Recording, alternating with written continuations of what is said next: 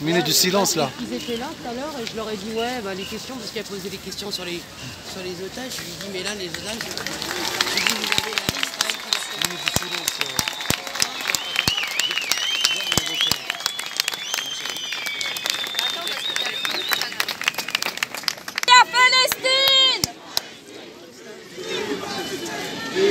Tahia Palestine.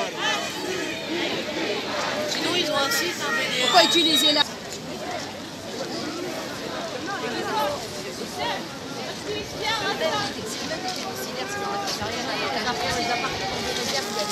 c'est ça. Comme ils font dans les voitures, on leur donne des vagues et puis ils endorment.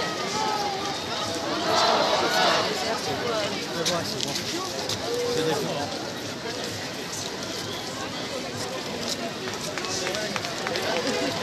Il y a de la bouche.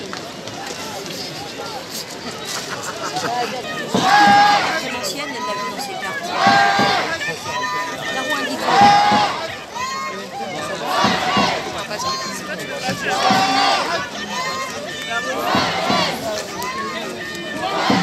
Ils disent quoi?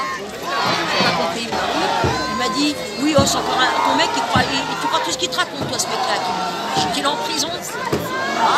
Il a eu la fantaisie de raconter des conneries pour se faire passer quelques années en prison.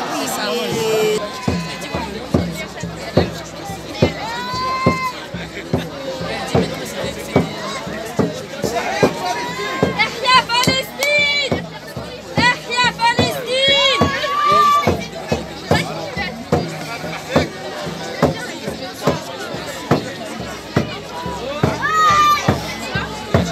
Voilà, c'est un rassemblement. Ici, les gens sont quand même dans une ambiance bon enfant.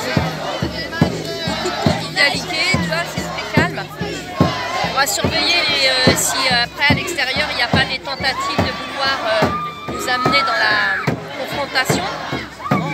Notamment les policiers, comme la dernière fois, tu sais, la gamine là, qui racontait que au moment où vous allez partir, vous avez commencé à provoquer des incidents, les flics. Et voilà, c'est un rassemblement tout à fait respectable et respectable. On verra les médias qui vont dire quoi sur ce rassemblement. On verra les médias. BFM CNews. Les médias trouveront toujours un motif pour criminaliser les militants, pour criminaliser les manifestations. Ils trouveront toujours un argument, quel qu'il soit. Ils l'ont commencé, ils l'ont pas fait que pour nous, hein. Regarde, ils l'ont fait avec les gilets jaunes, ils l'ont fait avec les militants écologistes. Ils te parlent éco-terroristes. Éco-terroristes, ils vont beaucoup trop loin. Ça, c'est toute la rhétorique du gouvernement d'extrême droite en France, parce que c'est un gouvernement d'extrême droite, c'est d'ailleurs un gouvernement qui a la limite, qui partage d'ailleurs les idées du gouvernement nazi israélien, parce que c'est un gouvernement nazi. Toute la rhétorique de ces gens, gazer, exterminer, stériliser les femmes éthiopiennes, parce qu'ils ont stérilisé les femmes éthiopiennes, les palachas, ils les ont stérilisées, hein, Israël. C'est passé dans les médias, ça. Pas un mot. Eh ben ça, c'est de l'eugénisme. L'idée de la race pure. C'est la même rhétorique que le nazisme. Franchement, ils empruntent tout leur champ lexical. Quand tu les écoutes sur les plateaux télé où ils ont libéré la bête immonde, mais c'est vraiment la bête immonde du 21e siècle, où tu as une parole décomplexée, où tu as des incitations à la haine, des incitations au génocide, des appels au génocide, on justifie la mort des enfants, et ben tu vois, si tu veux, c'est la révélation qu'en réalité ces gens-là ne penchent que pour un camp, c'est le camp du nazisme pur et dur du 21e siècle. On est passé du péril jaune, à l'époque c'était sous le nazisme, les juifs ils appelaient ça le péril jaune. Et bien aujourd'hui c'est le péril vert, c'est les musulmans. C'est exactement la même chose. Même scénario. C'est pratiquement la même chose. S'ils avaient la possibilité de créer des fours là-bas, je suis convaincue qu'ils le feraient.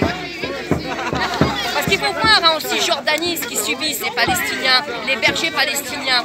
Il faut taper Cisjordanie, les exactions des colons nazis israéliens. Moi j'utilise ce terme à bon escient parce que c'est exactement ce à quoi ils sont confrontés les Palestiniens. Il faut voir ce qu'ils subissent là.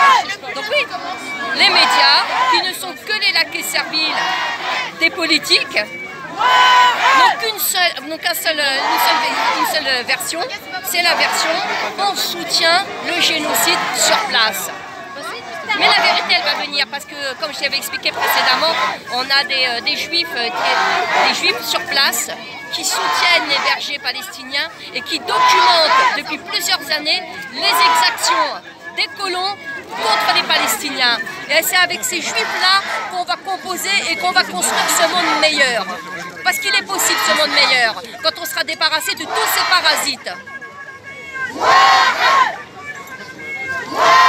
Non mais c'est vrai quoi, tous les jours ils ont été complexés. C'est vraiment, ils ont libéré la bête immonde. Hein. On partage le même honneur, parce qu'il n'est pas, c'est pas question de sang juif ou de sang arabe, c'est l'espèce humaine, c'est l'humain qui est concerné. Mais bien sûr, c'est toute l'humanité qui devrait stresser. Mais on a été fautifs, monsieur. Vous savez pourquoi on a été fautifs? Parce que tous les génocides qui se sont déroulés sous nos yeux, on n'a rien dit et on a laissé faire. Et c'est pour ça qu'aujourd'hui, on a encore un génocide auquel on assiste à Gaza. Parce qu'on a fermé notre bouche quand il y a eu le génocide au Rwanda. Parce qu'on n'a rien dit quand il y a des minorités qui ont été génocidées partout dans le monde. Et ben voilà, on a libéré la bête immonde. Et on va l'arrêter, la bête immonde. Au XXIe siècle, on ne devrait même plus connaître ce genre de crime. Donc oui, c'est humain avant tout. C'est pas palestinien, c'est pas juif, c'est pas israélien. Il faut arrêter avec tout ça. C'est l'humain avant tout. Il faut placer l'humain avant toute considération, qu'elle soit religieuse, idéologique ou autre.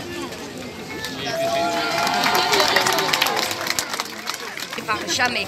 Il faut arrêter avec les prismes idéologiques, quels qu'ils soient. Ça crée la division. Oui, ça crée la division. Bah, bien sûr, parce qu'il n'y a pas que des gens... En plus, ça ne veut rien dire le sang arabe. Franchement, moi quand je vais... Mon sang c'est A, c'est O. Ton sang c'est O, l'autre c'est AB, A+. Ça n'existe pas.